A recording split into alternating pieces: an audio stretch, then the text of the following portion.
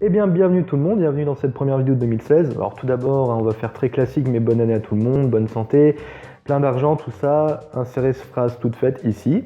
Voilà, ça c'est fait. Alors pour commencer cette vidéo, un petit bilan de 2015.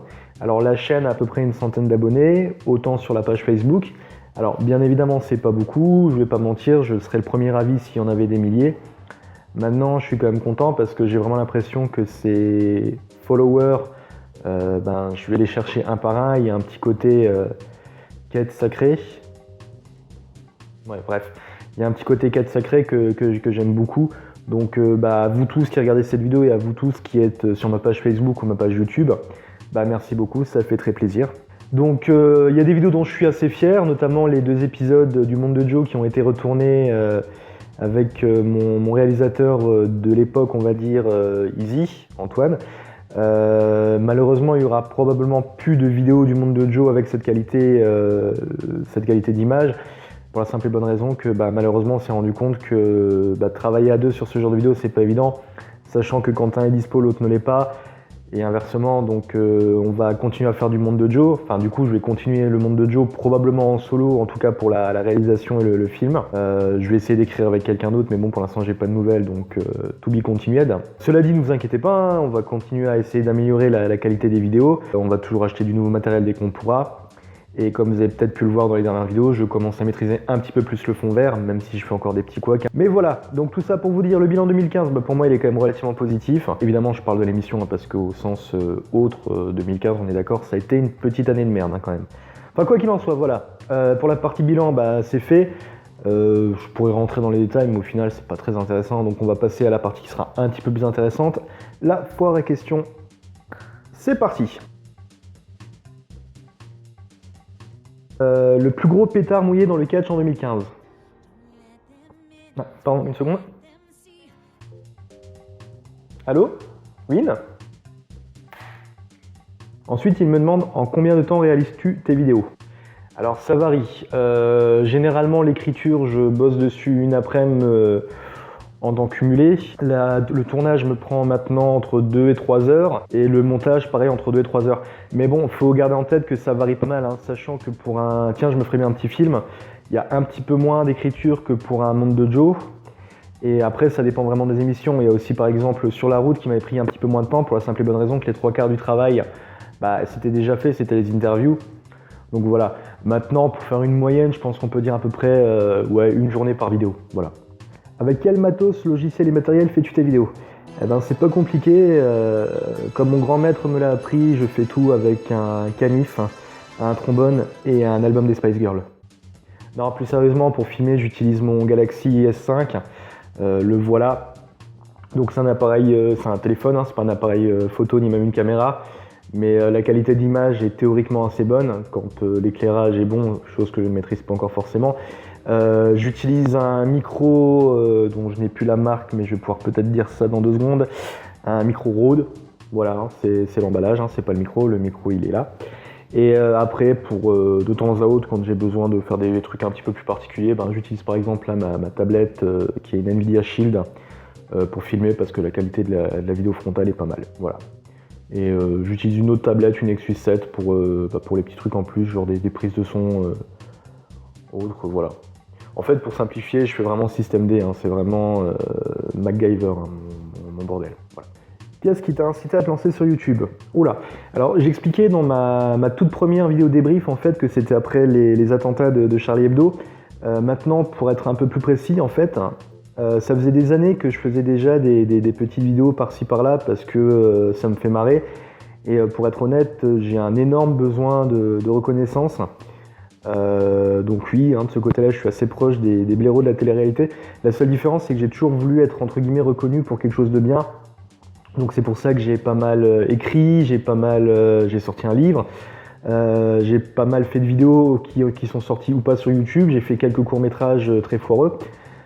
Et en fait, j'essaye toujours de m'améliorer justement pour finir par gagner ce respect, cette reconnaissance. Voilà. Tes catcheurs préférés WWE et reste du monde? Oh là, alors c'est très compliqué. Déjà, il faut savoir qu'au niveau des catcheurs, j'ai tendance à plus réagir au personnage qu'au catcheur lui-même.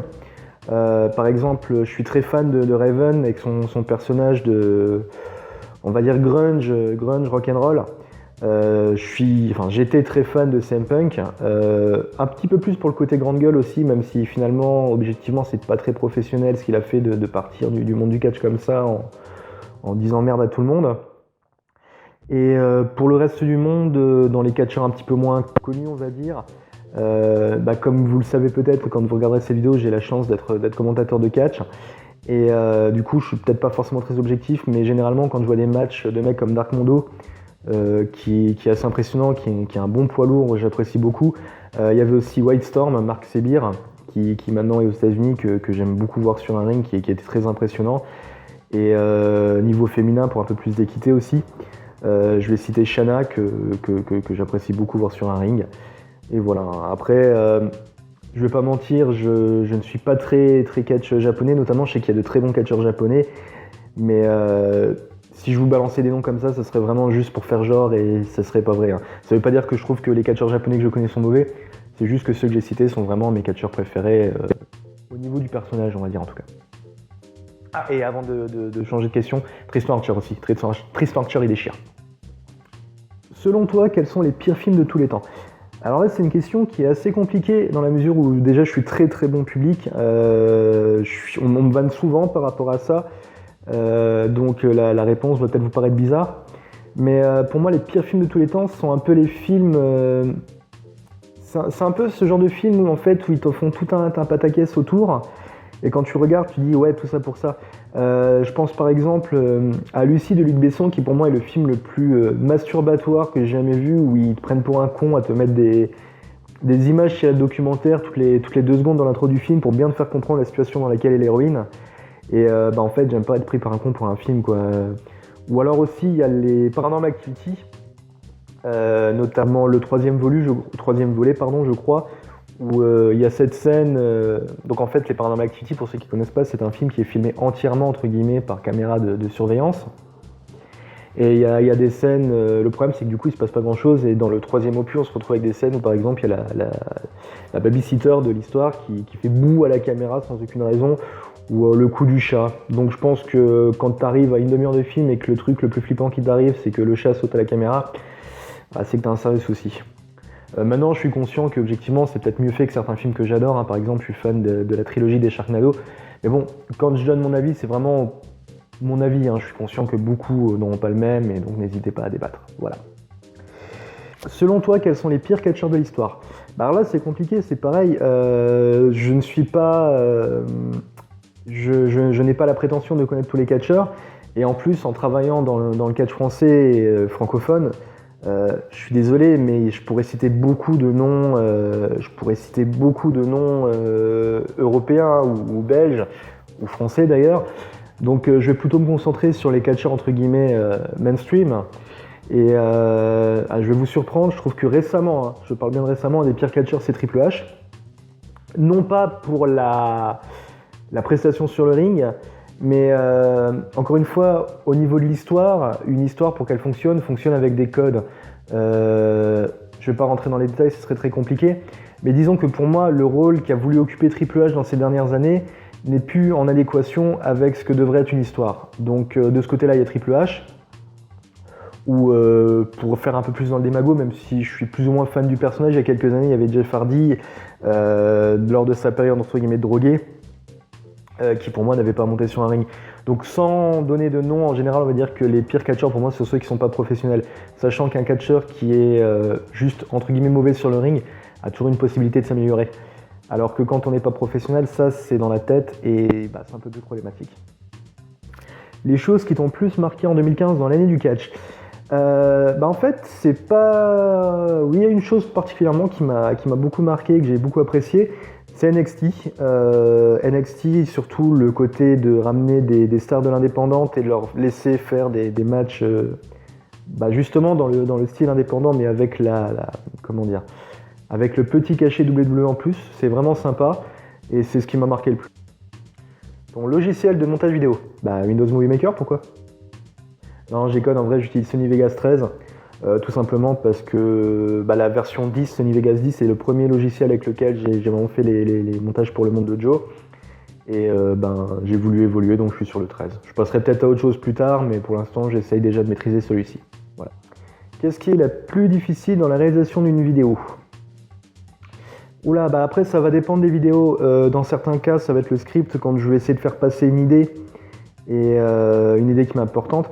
Notamment, j'ai eu des petits soucis. J'avais sorti une vidéo sur le féminisme qui n'est maintenant plus sur la chaîne puisque la qualité technique ne collait plus avec le reste, mais j'avais sorti une vidéo sur le féminisme où j'avais eu pas mal de soucis par rapport au script parce que je me suis rendu compte que même si pour moi ça me semblait assez clair, il y a pas mal de personnes qui étaient vraiment intéressées par le sujet, qui ont mal compris ce que je voulais dire et qui du coup ont mal jugé mes intentions.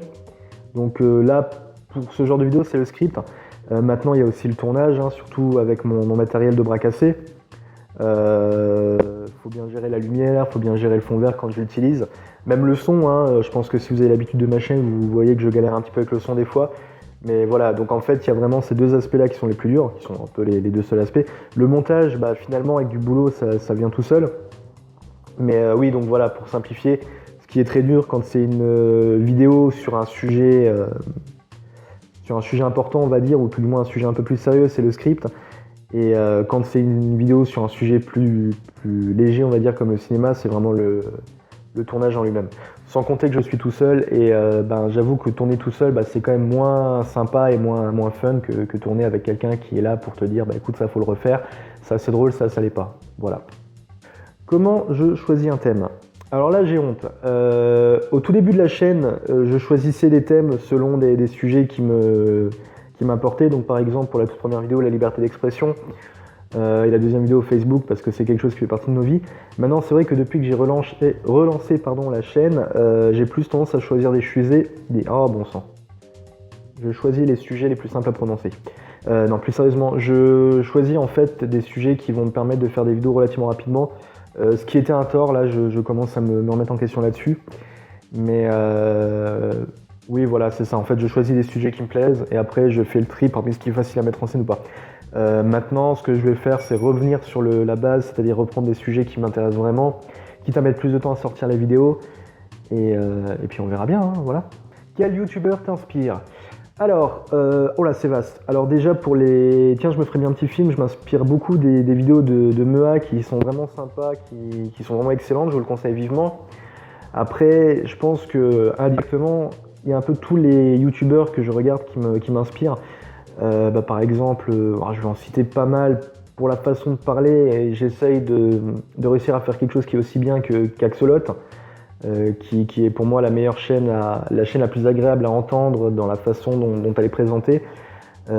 Forcément, il y a un peu le joueur du grenier qui a été le premier youtubeur que j'ai suivi. Il y a Salut les geeks pour le côté humour et pour le côté essayer de rajouter des petites choses, comme par exemple dans mes premières vidéos, pour ceux qui s'en souviennent. Et si vous vous en souvenez pas, je vous conseille de les regarder. Il y avait le côté Batman, il y avait le côté des personnages en fait, qui est indéniablement inspiré de Salut les geeks, même si j'essaye de rajouter ma propre patte, on va dire. Il y a What the Cut aussi, parce que What the Cut ça déchire tout simplement. Et là, plus récemment, les deux youtubeurs qui m'ont le plus fait repenser ma façon de travailler, il y a Chris de Minute Papillon pour son côté, pour la façon dont il présente ses sujets, parce qu'il a beaucoup de sujets relativement graves, et il a ce côté non démagogique de présenter les sujets, qui est pas, sur lesquels l'opinion qu'il exprime n'est pas toujours la mienne, mais il a une façon de le présenter qui est assez intéressante, et du coup j'essaye plus ou moins de voir comment je pourrais essayer de me rapprocher d'un truc comme ça, encore une fois sans plagier. Et le youtubeur le plus récent que j'ai découvert parce que je le connaissais déjà en tant qu'être humain, c'était Lamisturi, qui a une très bonne chaîne sur les catchs, qui fait aussi des présentations de gala, donc du coup c'est à la fois un collègue mais aussi un rival que je rêve de pouvoir étrangler. Enfin bref, et oui, donc sa chaîne YouTube sur le catch est vraiment sympa, et il a un grain de folie qui est vraiment terrible dans le bon sens, dont j'essaye de m'inspirer, surtout pour mes vidéos de live gaming en fait. D'ailleurs, tant que j'y pense, je pense plus qu'il y en aura des masses vu qu'en fait ça marche pas du tout. Mais bref, il y a ce côté de folie et cette connaissance de ce dont il parle, dont j'essaye de m'inspirer. Voilà. Bah voilà, c'est tout pour cette FAQ. Alors je suis désolé, c'était pas scripté, comme vous avez pu vous en rendre compte, j'ai essayé d'être le plus direct et le plus naturel possible. Donc voilà, la prochaine vidéo sortira dans X temps. Bien évidemment, ça ne sera pas des mois, mais ça ne sera pas non plus des jours. Hein. On va essayer de se remettre un petit peu en forme, parce que comme je vous l'ai dit plus tôt, je suis pas en très bonne santé ces temps-ci. Rien de grave, mais bon, faut que ça se soigne.